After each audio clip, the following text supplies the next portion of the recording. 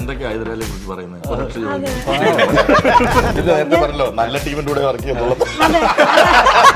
പൈസ ഇല്ലാതെ ഇങ്ങനെ ഭയങ്കര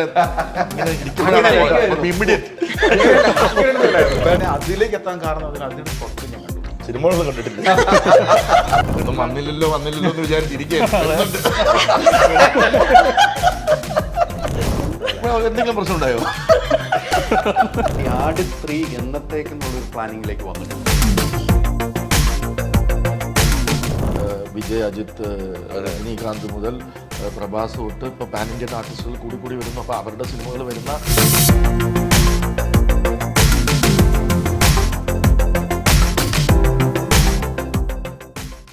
നമസ്കാരം. പുത്തൻ സിനിമയുടെ വിശേഷങ്ങൾ പങ്കുവയ്ക്കാൻ 4 അതിഥികൾ, 4 പേർക്ക് സ്വാഗതം.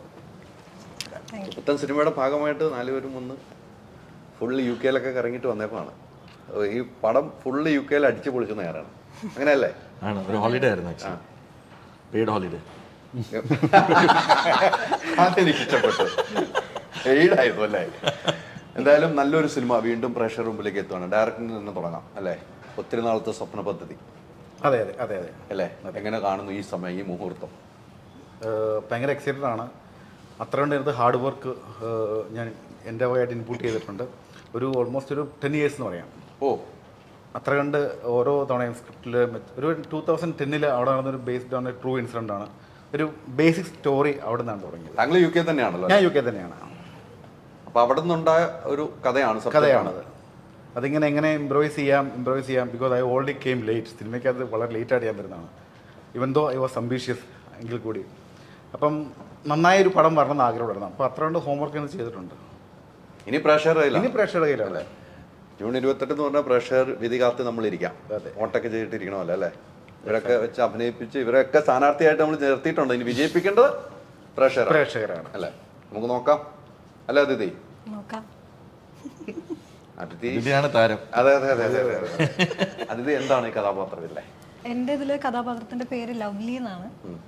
ഈ പറഞ്ഞ പോലെ നാട്ടിലൊക്കെ നഴ്സിംഗ് ഒക്കെ പഠിച്ച് പുറത്ത് ജോലിക്ക് പോകുന്ന ഒരു ക്യാരക്ടറാണ് എൻ്റെ. അപ്പോൾ കുറേ പേർക്ക് എനിക്ക് തോന്നുന്നു ഇവിടെയുള്ള പല നഴ്സിംഗ് എന്ന് മാത്രമല്ല, ഈ കല്യാണം കഴിഞ്ഞ് പുറത്ത് സ്ത്രീകൾ ജോലിക്ക് പോകുന്നവർക്കൊക്കെ എന്നെ കണക്ട് ചെയ്യാൻ പറ്റും.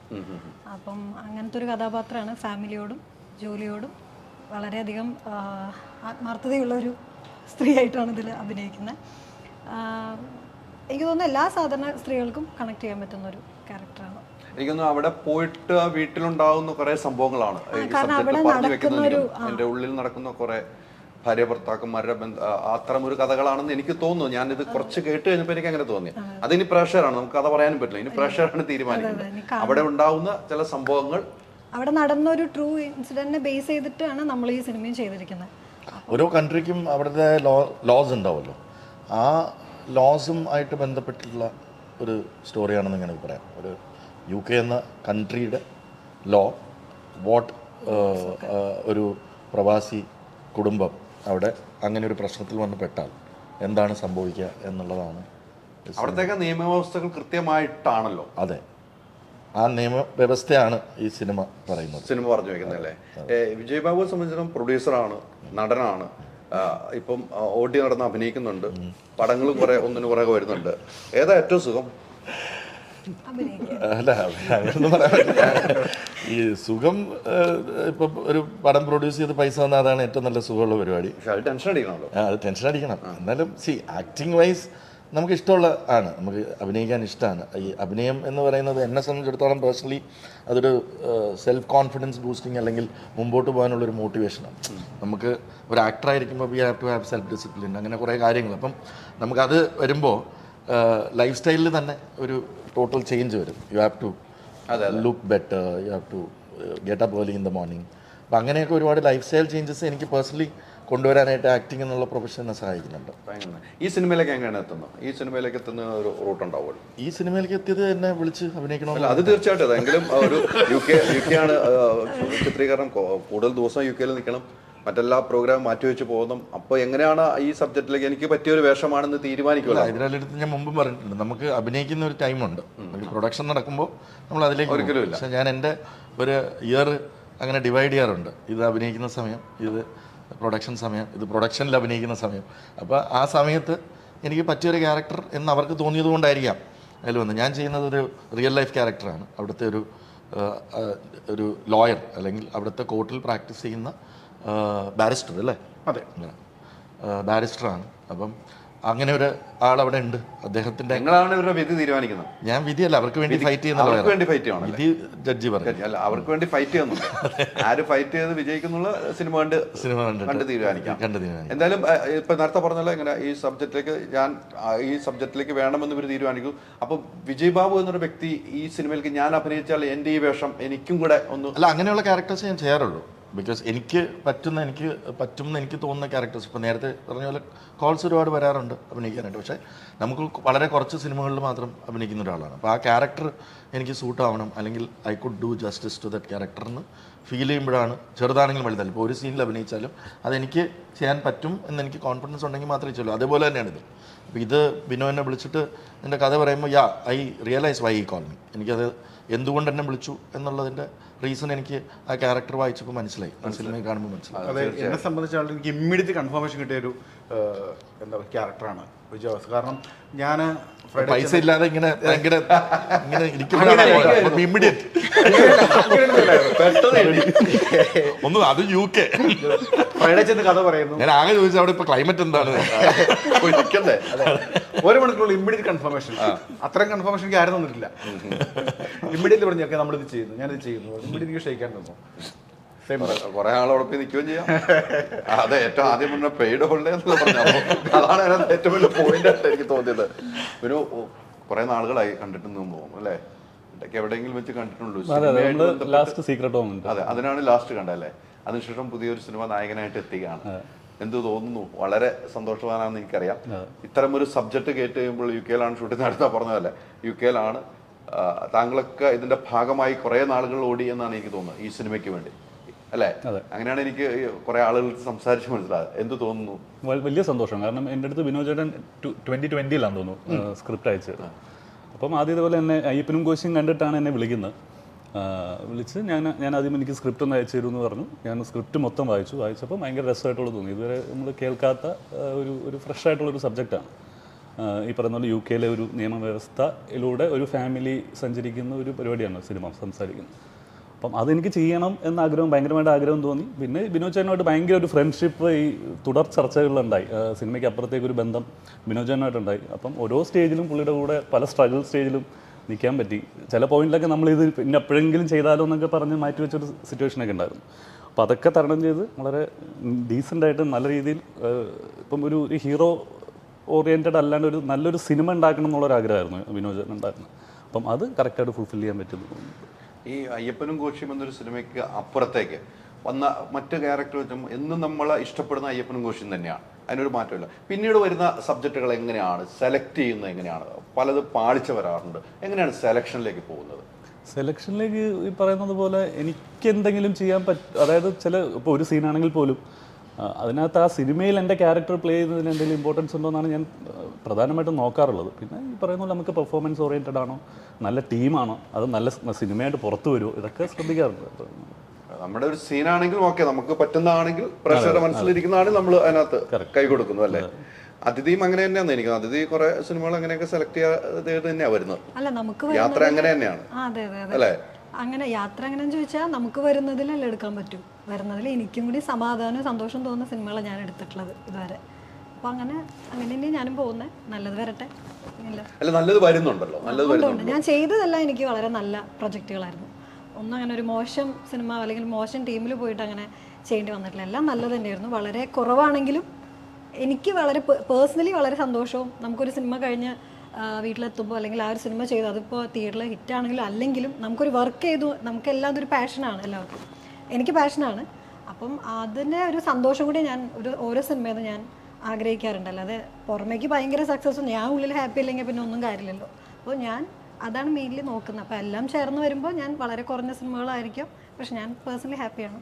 അങ്ങനെ തന്നെ ഇപ്പോഴും തുടരുന്നു. ഇനിയും സിനിമകൾ അങ്ങനെ ചെയ്യുന്നു. ഈ വിജയ് ബാബു കൂട്ടുകെട്ടിൽ ഇതുവരെ എത്തിയില്ല അല്ലേ? ഇവരുടെ ഇപ്പോഴാണ് കൂട്ടുകെട്ട്.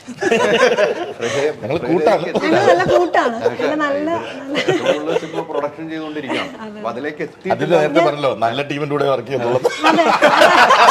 ഞാൻ അത്ര ശ്രദ്ധിച്ചില്ല കേട്ടോ. അതുകൊണ്ടായിരിക്കും. ഇല്ല, വിജയ് ചേട്ടൻ എനിക്ക് നല്ല ഞാൻ ഓർത്തില്ല. അല്ല, ഒന്ന് ക്ഷമിക്കൂ. അല്ല, വിജയ് ചേട്ടൻ എനിക്ക് നല്ല ടീമാണ്. അപ്പോൾ ഭാവിയിൽ വർക്ക് ചെയ്യാൻ പറ്റട്ടെ എന്നാണ് എനിക്ക് ആഗ്രഹം. ഇപ്പം എനിക്ക് തോന്നുന്നു ഈ വർഷം അടുത്ത വർഷമായിട്ട് എൻ്റെ അറിവിൽ 4 പ്രൊഡക്ഷൻ ഉണ്ട്. അതെ അതെ. ഹലോ, എൻ്റെ ബോബോ. എനിക്ക് ഇതൊക്കെ ഒരു ആലോചിച്ചാൽ കൈ മേടിച്ചോണ്ട് പൊക്കോണം. അല്ല, ഈ വിജയ് ബാബു എന്ന വ്യക്തിയുടെ അടുത്ത് ഞാൻ മറ്റൊരു കാര്യം പ്രധാനപ്പെട്ട ചോദിക്കുകയാണ്. പല ആക്ടേഴ്സും ഉണ്ട് ഞങ്ങൾ സിനിമയിലൂടെ വന്നു പോയിരിക്കും ഒത്തിരി പേരുണ്ട്. അന്നും ഇന്നും നമ്മളെ ഒന്നും മൈൻഡ് ചെയ്യുന്നില്ല, ചിലവർ മൈൻഡ് ചെയ്യുന്ന അങ്ങനെ ഒരു ഫീലൊക്കെ ഉണ്ടായിട്ടുണ്ടോ? ചില ആളുകൾ ഇങ്ങനെ പറയാറുണ്ട്. ചോദിക്കുന്നത് ഞാൻ ചാനലിലിരുന്നതിനും അതിന് ശേഷമുള്ള ലൈഫാണോ ചോദിക്കുന്നത്? തീർച്ചയായിട്ടും ഇല്ല, അങ്ങനെ ഒരു ഫീലിംഗ് ഉണ്ടായിട്ടില്ല. ബിക്കോസ് എനിക്ക് ഇപ്പോൾ ചാനലിലിരുന്നിട്ട് ഞാൻ I was in A position of power അല്ലേ, അന്ന് സാറ്റലൈറ്റ് വാങ്ങിക്കലും അപ്പോൾ എല്ലാവരുമായിട്ട് നല്ല ബന്ധങ്ങളാണ്. അതേ ബന്ധങ്ങൾ ഇപ്പോഴും തുടരുന്നുണ്ട് അതേപോലെ തന്നെ. ബിക്കോസ് നമ്മൾ ഇമ്മീഡിയറ്റ്ലി പ്രൊഡക്ഷൻ സ്റ്റാർട്ട് ചെയ്തു. അപ്പം ആ ബന്ധങ്ങൾ ഇപ്പോഴും തുടരുന്നുണ്ട്. ലൈക്ക് ജെന്യുവൻ ഫ്രണ്ട്സ് ഇപ്പോഴും അങ്ങനെ തന്നെ പോകുന്നു. അങ്ങനെ തന്നെ. ഇപ്പൊ അതിഥിനെ ഇപ്പൊ നമ്മൾ കണ്ടു. ഈ സിനിമയിലാണ് നിങ്ങൾ കാണുന്നതും അല്ലേ? അല്ല, ഞങ്ങൾക്ക് അതിനു മുമ്പേ അലമാര തൊട്ടിട്ട് അഭിനയം ഈ സിനിമയിലൂടെയാണ്. അതെ. ഇത്തരം ആളുകളൊക്കെ ഇവരുടെയൊക്കെ അഭിനയം കണ്ടുകഴിയുമ്പോൾ ഒരു പ്രൊഡ്യൂസർ എന്ന നിലയിൽ ഒരു വിലയിരുത്തലുണ്ടാവും, ഒരു ലൊക്കേഷൻ വിലയിരുത്തലുണ്ടാവും. തീർച്ചയായിട്ടും ഉണ്ടാവും. ഇത് നമുക്ക് അടുത്ത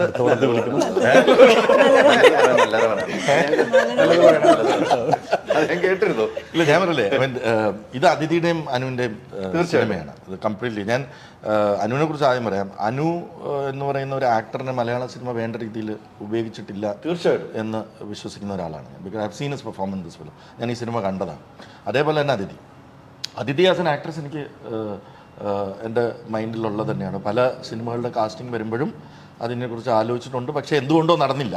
but she has done A brilliant performance. Like എൻ്റെ ഒരു അഭിപ്രായത്തിൽ ഒരു അവാർഡ് വിന്നിങ് പെർഫോമൻസാണ് അതിഥി ഇതിൽ നൽകിയിരിക്കുന്നത്. ഇതൊരു നല്ല കണ്ടന്റ് സിനിമയാണ്. നല്ല കണ്ടന്റ് സിനിമ. കഴിഞ്ഞ ഒരു മാസത്തിൽ നമ്മൾ നോക്കുകയാണെങ്കിൽ ഒരുപാട് നല്ല കണ്ടന്റ് സിനിമകൾ, ഇവിടെ വലിയ ബിഗ് ബഡ്ജറ്റ് സിനിമകൾ മലയാളത്തിൽ വിജയിച്ചതോടൊപ്പം തന്നെ ഇപ്പോൾ ഈ അടുത്ത് ഇറങ്ങിയ നല്ല കണ്ടന്റ് സിനിമകൾ വിജയിക്കുന്നു എന്നുള്ളത് ബിഗ് ബെൻ പോലുള്ള സിനിമകൾക്ക് വളരെ ഒരു നല്ല കാര്യമാണ്. ഫോർ എക്സാമ്പിൾ ഇപ്പം ഗോളം നല്ല രീതിയിൽ പോകുന്നു, മന്ദാകിനി നല്ല രീതിയിൽ പോകുന്നു, ലിറ്റിൽ ഹാർട്ട്സ് പോകുന്നു. അങ്ങനെ നല്ല സ്മോൾ ക്യൂട്ട് മലയാള സിനിമകൾ എന്നും അറിയപ്പെട്ടിരുന്നത് നല്ല കണ്ടന്റ് ഉള്ള സിനിമകളിലാണ്. പിന്നെ ഈ അടുത്ത് നമ്മൾ പാൻ ഇന്ത്യ സിനിമകൾ മലയാളത്തിൽ നിന്നും ഉണ്ടാവുന്നു, ബിഗ് ബഡ്ജറ്റ് സിനിമകൾ. അതോടൊപ്പം തന്നെ അപ്പം നമുക്കൊരു പേടിയുണ്ടായിരുന്നു, ഇനി ഇതേ വിജയിക്കത്തുള്ളോ എന്ന്. ഇപ്പോൾ ഞാനെന്ന പ്രൊഡ്യൂസർ വീണ്ടും ഒന്ന് ആലോചിച്ചു, അയ്യോ നമ്മൾ ചെയ്തുകൊണ്ടിരുന്ന രീതിയിലുള്ള കണ്ടന്റ് സിനിമകൾ ഇനി വർക്കാവുമോ എന്ന് പേടിച്ചിരിക്കുന്ന സമയത്താണ് ഇപ്പം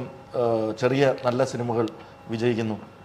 അത് ഇപ്പം ബിഗ് ബെൻ പോലൊരു സിനിമ ഇറങ്ങുമ്പോൾ ആ കോൺഫിഡൻസ് നമുക്ക് തരുന്നു. നല്ല സിനിമകളാണെങ്കിൽ തിയേറ്ററിൽ ആൾ കയറും എന്നുള്ളതിൻ്റെ ഒരു ഇപ്പോൾ ഓടിക്കൊണ്ടിരിക്കുന്ന പടങ്ങൾ കാണുമ്പോൾ അറിയാം. അപ്പോൾ ആ കോൺഫിഡൻസ് ആൻഡ് ഡെഫിനറ്റ്ലി ഒരു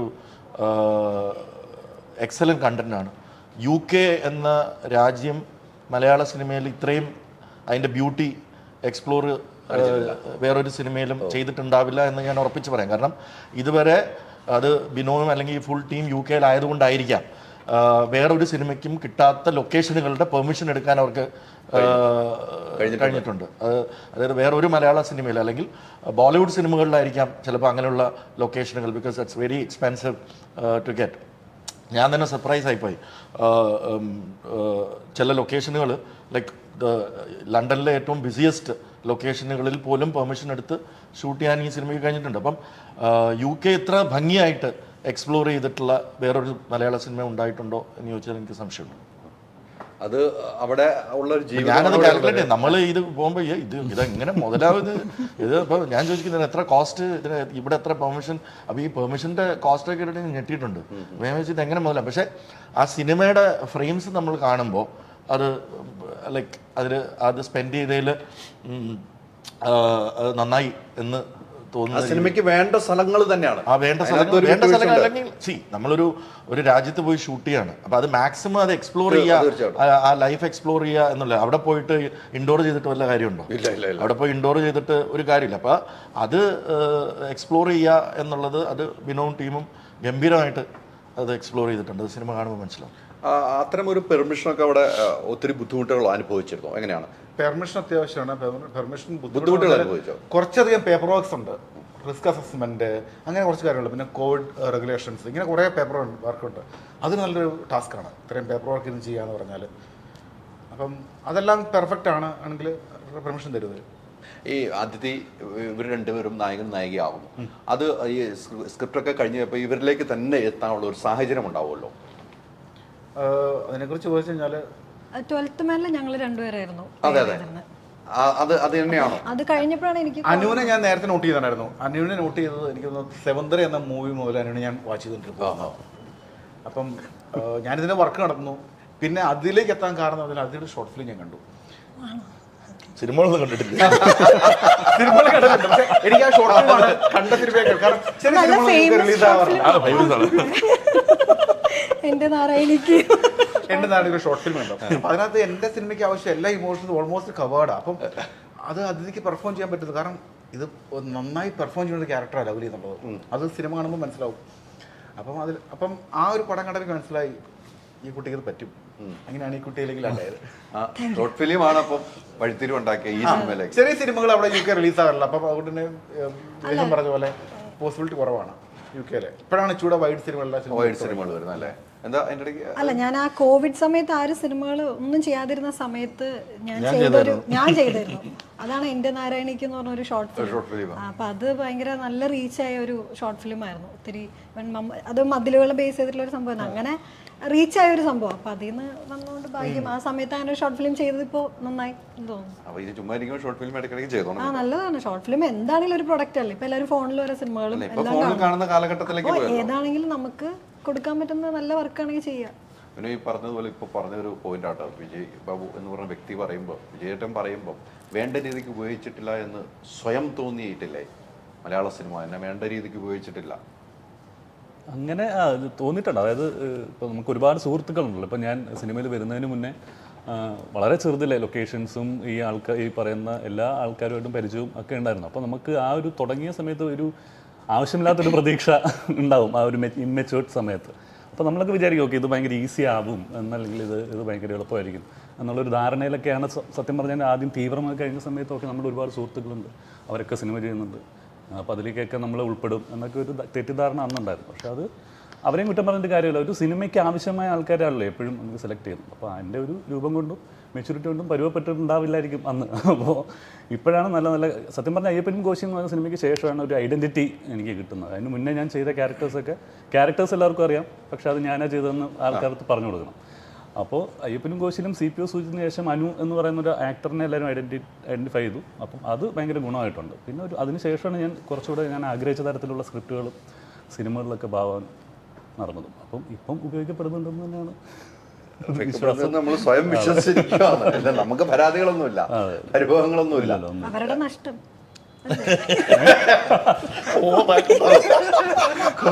ഭയങ്കര സ്കോർ ചെയ്തു.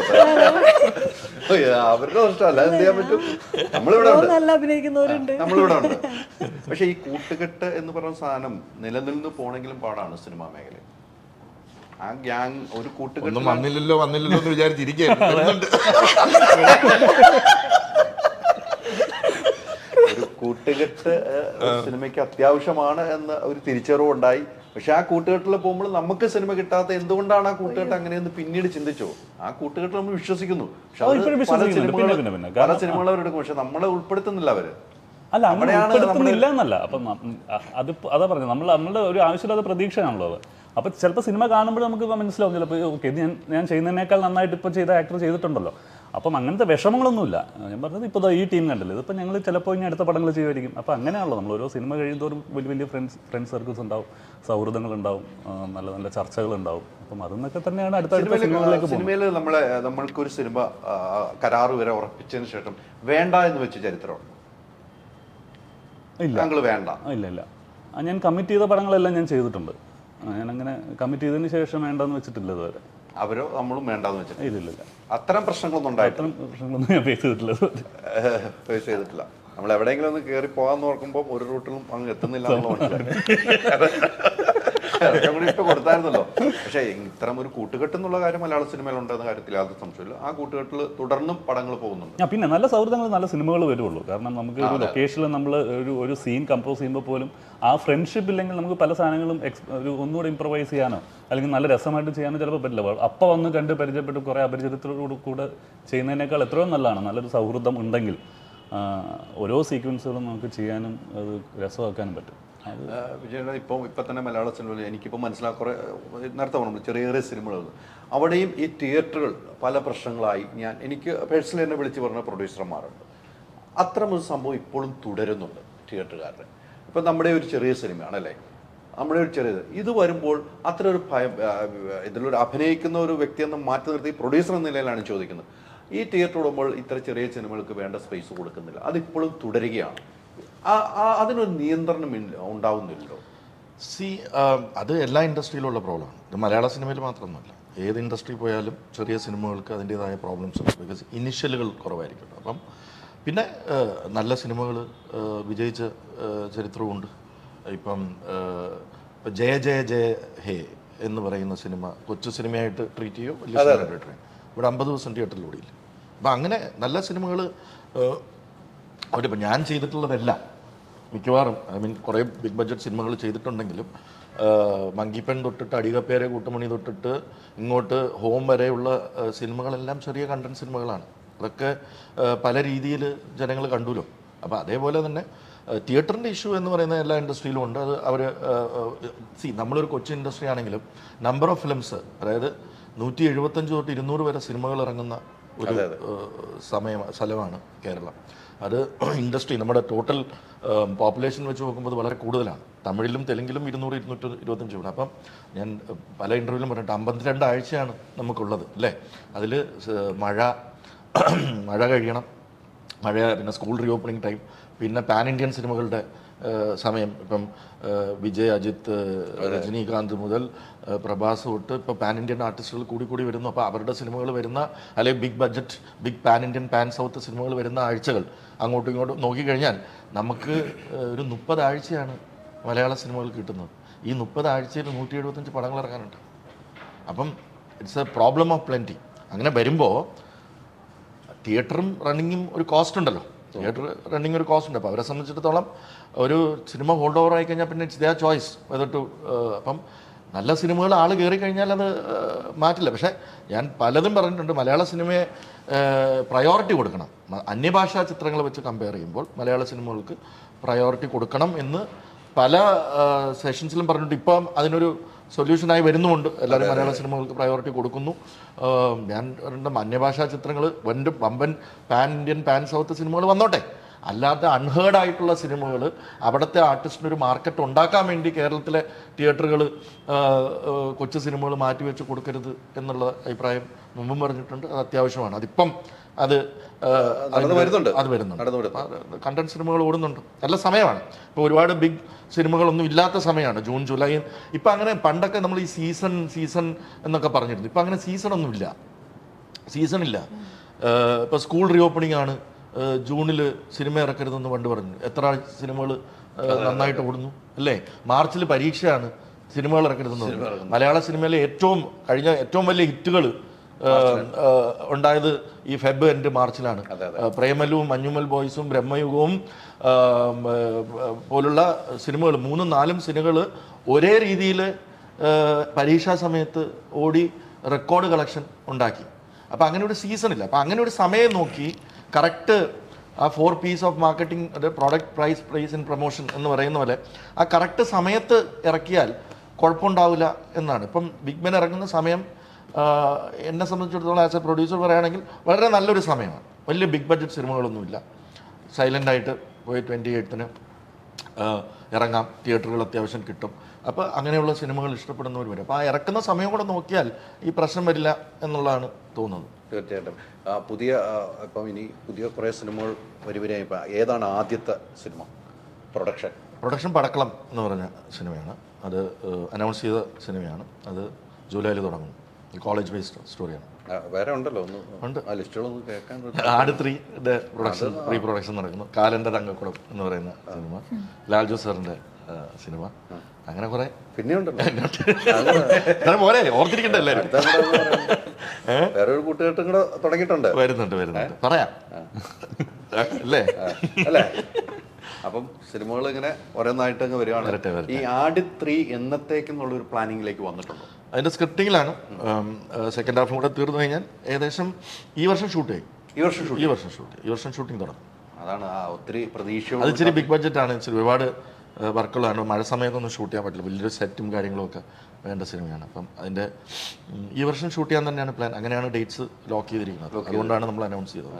അപ്പോൾ ഇത്ര സിനിമകളുണ്ട്, ഞാൻ ഒന്നും കൂടെ ഓർമ്മപ്പെടുത്തിയാൽ ഇടയ്ക്കിടയ്ക്ക് ഞാൻ വിളിക്കുന്നു. ഫോൺ ചെയ്താൽ എടുക്കുന്ന ഒരാളാണ്, അല്ലെങ്കിൽ അല്ലെങ്കിൽ എടുത്തില്ലേ പിന്നെ തിരിച്ചു വിളിക്കുന്ന ആളാണ്. അത് മലയാള ഇൻഡസ്ട്രിയിൽ എനിക്ക് ഏറ്റവും ഇഷ്ടപ്പെട്ട ഇദ്ദേഹത്തെയാണ്. ഫോൺ വിളിച്ചാൽ തിരിച്ച്, എടുത്തില്ലേ തിരിച്ചു വിളിക്കും. അങ്ങനെ എടുക്കുന്നവർ ഒത്തിരി പേരുണ്ട്, ഇല്ലാന്ന് പറഞ്ഞില്ല.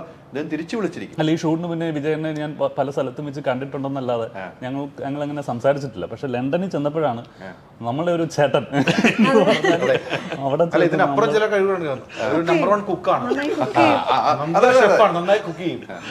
ഞാൻ ഈ പെരിച്ചാഴിയുടെ ഇത് ചെയ്ത മൂവി, അതിന്റെ ഇങ്ങനെ പ്രൊമോഷനാണ്. ലാലേട്ടനും വിജയ് ചേട്ടനും കുക്ക് ചെയ്തതൊക്കെ ഞാൻ ഇങ്ങനെ ഇന്റർവ്യൂ കണ്ടിട്ടുണ്ട്. അപ്പൊ നന്നായി കുക്ക് ചെയ്യുന്ന ലാലേട്ടനൊക്കെ പറഞ്ഞ് കേട്ടിട്ടുള്ളൂ. അപ്പൊ UK നമ്മളിങ്ങനെ ഫ്രീ ടൈമിൽ ചേട്ടൻ ഇങ്ങനെ ഞങ്ങൾക്ക് കുക്ക് ചെയ്ത് തന്നു. നല്ല അവിടെ വെച്ചിട്ട് ഒരു പ്രോൺസിന്റെ കറി ഉണ്ടാക്കി തന്നു. എന്നിട്ട് ഞാൻ ലണ്ടനിൽ നിന്ന് തിരിച്ചിവിടെ എത്തിയിട്ട് വീട്ടിൽ വെറുതെ ഇരുന്നപ്പം ഞാൻ വിളിച്ചു. എനിക്ക് അതിന്റെ റെസിപ്പി മറന്നു. അപ്പൊ വിജയൻ ഏതോ വലിയ മീറ്റിംഗിൽ ഇരിക്കുകയാണ്. വിജയേട്ടാ മറ്റേ കൊഞ്ചറി ഒരു മിനിറ്റേടാ എന്ന് പറഞ്ഞിട്ട് ആ മീറ്റിംഗ് അവിടെ സൈഡ് വെച്ചേട്ടാ, നീ ഞാനത് കുരുമുളക് കൃത്യമായിട്ട് ചെയ്തോ? ആ, അത് കറക്റ്റ് ആയിരുന്നു. ഞാൻ പറഞ്ഞത് അത്രയും നമുക്ക് വളരെ ഫ്രീ ആയിട്ട് വിളിക്കാൻ പറ്റും. നമ്മളെങ്ങനെയും ജീവിക്കും. അധികം ഐറ്റംസ് ഒന്നുമില്ല, പക്ഷെ ഭയങ്കര ടേസ്റ്റ് ആണ് ഉണ്ടാക്കുന്നത്. കൈപ്പുണ്യായിരിക്കും. കണ്ടുപഠിച്ചോ? പഠിച്ചോ? ഇനി എവിടെയും പഠിച്ചില്ല, ഒന്നും പഠിപ്പിച്ചില്ല അല്ലേ? അപ്പം എന്തായാലും ഈ സിനിമ സൂപ്പർ ഹിറ്റ് ആകട്ടെ. നമ്മളെല്ലാം പ്രതീക്ഷയില്ല. മലയാള സിനിമയുടെ നല്ല കാലഘട്ടത്തിലൂടെ പോകുന്ന യാത്രയാണ്. ജൂൺ 28 ബിഗ് ബെൻ വലിയ ബിഗായിട്ട് ആളുകൾ പ്രേക്ഷകർ ഏറ്റെടുക്കട്ടെ എന്ന് ആഗ്രഹിക്കുന്നു, ആത്മാർത്ഥമായി പ്രാർത്ഥിക്കുന്നു. കൂടെ ഉണ്ടാകും. സിനിമന്റെ ഒരു സക്സസ് ഒക്കെ ആഘോഷിക്കാനുള്ള ഭാഗ്യവും നമുക്കുണ്ടാകട്ടെ. നാട്ടുകാർ എന്തൊക്കെയാ ഹൈദരാലിയെ കുറിച്ച് പറയുന്നത്? മനോഹരമായിട്ടൊരു ഇന്റർവ്യൂ പേടിപ്പിക്കുകയാണെന്നേ ആളുകൾ. കണ്ട, ഒരു കുഴപ്പമില്ല. എന്തെങ്കിലും പ്രശ്നം ഉണ്ടായോ? ഒന്നുമില്ല, പ്രശ്നമില്ലേ? അതിന് പ്രശ്നമുണ്ടോ? ഇല്ല അല്ലേ? ഞങ്ങള് കുട്ടനാട് മാർപ്പാപ്പ എന്ന് തുടങ്ങിയാണ് യാത്ര. യാത്ര നമ്മളെല്ലാവരുമായിട്ട് അങ്ങനെയല്ല പോകുന്നത്. എന്താന്ന് ഇപ്പൊ അങ്ങനെയൊന്നും വേണ്ട ആളുകൾക്ക്. പക്ഷെ ആളുകൾ ഈ പോസിറ്റീവ് എടുത്താൽ കാണൂല. അതാണ് എന്റെ നമ്മുടെ പ്രശ്നം. നെഗറ്റീവ് ഉണ്ടെങ്കിൽ ആളുകളും നെഗറ്റീവ് ചോദിച്ചോ? അല്ല, എന്തായാലും ഒത്തിരി സന്തോഷം. നമുക്ക് ഇതിന്റെ ഒരു ആഘോഷമൊക്കെ ലണ്ടനിലാക്കാതെ കേരളത്തിൽ തന്നെ ആഘോഷിക്കാനുള്ള ഭാഗ്യമുണ്ടാകും. ഒത്തിരി സന്തോഷം. 4 പേർ. Thank you.